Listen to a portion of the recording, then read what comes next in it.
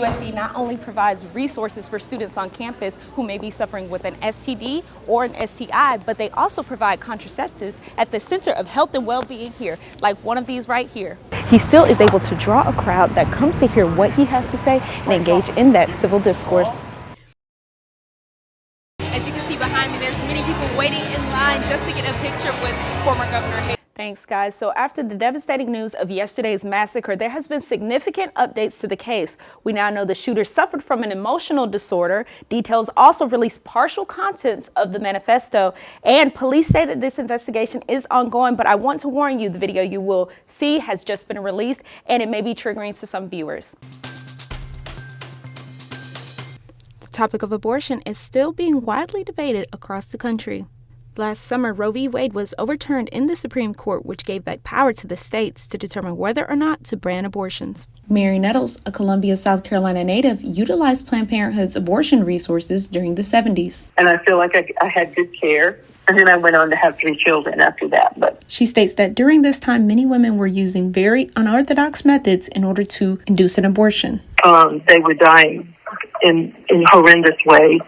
In South Carolina, a bill proposed by the Freedom Caucus will ban abortions after the fetal heartbeat is detected. Senator Bryan Adams, a co-sponsor of the bill, does not want South Carolina to be, quote, an abortion destination, unquote, and noticed an uptick in abortion cases across the state. Well, we didn't have a spike until after our Supreme Court ruled against the last legislation, and then that took us to 20 weeks. So basically what happened is that gave us a spike in our state. According to South Carolina Department of Health and Environmental Control, there has been an almost 15% increase from 2020 to 2021. Pregnancy resource centers like Daybreak support the bill. I like the heartbeat bill.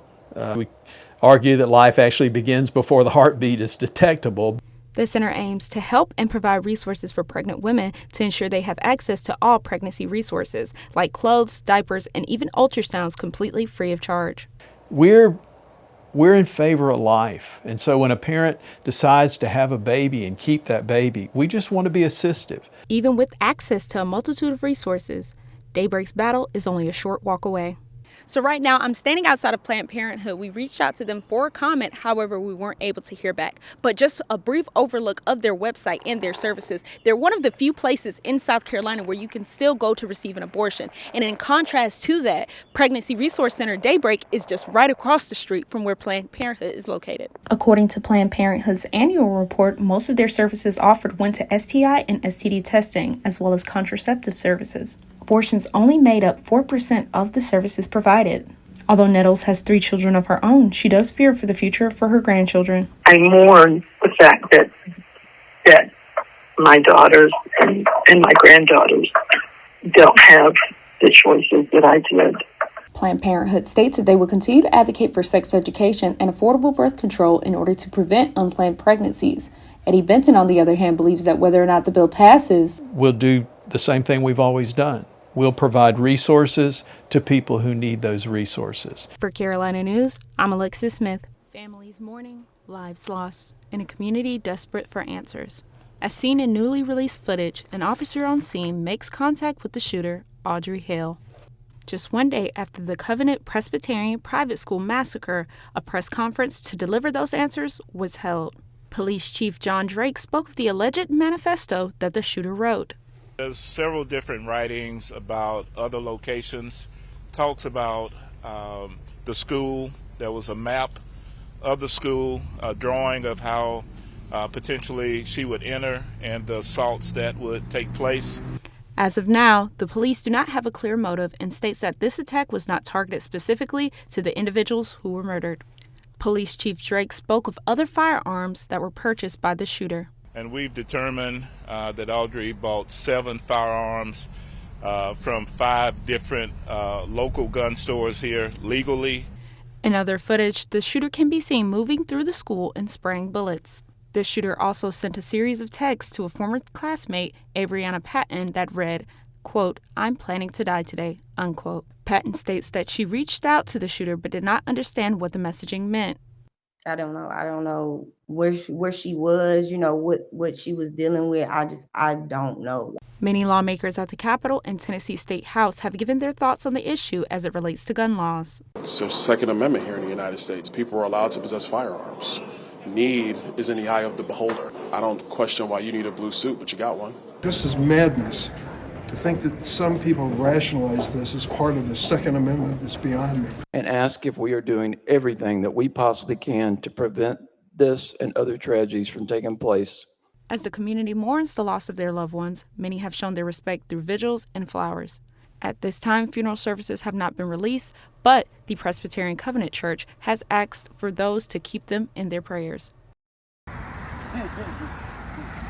Tim Keene lives on the streets of Columbia with his dog Hefty. It wasn't long after Tim became homeless where he began abusing drugs. I'm a meth addict. I don't do heroin. I tried it, didn't like it. I do meth every day. Tim is just one of many people currently unhoused and suffering with substance misuse. People like Tim, he has not only lost friends due to overdose, but also illnesses brought on by using unclean needles and drugs. Under this new bill, commonly known as the Harm Reduction Act, many people struggling with substance misuse will have access to not only clean needles and syringes, but also treatment and opioid antidotes like Narcan or methadone. Many politicians are split between if the Senate should pass this bill or not. Legislators like Senator Mike Fanning support the bill because of the mental health resources that the bill provides. And then secondly, help them with maybe some of the challenges they're having in their lives that may have led to a dependency on something else. And so that counseling element is so important, which is why this bill could critically, hopefully, keep people alive long enough. The one thing we all agree on is government should first protect people. Other legislators oppose the bill. I mean, there's cities that have already done that, and they don't bring the needles back to sharp containers. They end up on the streets. Our kids are walking over them. I think it adds dangers to our children and those who are walking along the streets. Resource centers like Laredac have resources for those struggling, but due to restrictions and laws, they are not allowed to give out clean needles and syringes because it is considered contraband. And what we recognize is for people who are using substances through syringes, there's a higher likelihood of contracting HIV or hepatitis C or transmitting that to someone else who might be using those same worms. While it is still being discussed whether or not this bill will pass, Jerry offers some semblance of hope that it passes in order to bring cleaner solutions to the community. You know, we support that and hope that it will gain traction in our legislative process. DHEC's research shows a 452% increase in deaths from 2010 to 2019. Tim, despite his circumstance, offers a solution for the syringes being improperly disposed. I won't throw them down on the ground anymore because they'll need them to exchange them. Even then, he does not show any desire to quit meth. Amphetamines is my medicine. It actually helps me focus. For Carolina News, I'm Allexis Smith.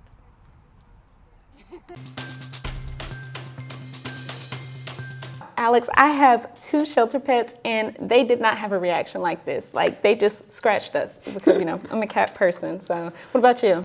The Mellons Foundation Monuments Project has granted Clemson University over $3.4 million to fund a Black Heritage Trail. Now, between this Oleato drink and the Darkness Retreat, like which one do you prefer? Because my guess would be, for me, neither. So I don't know. What about you? So transgender youth are once again facing a possible affirming healthcare ban in South Carolina.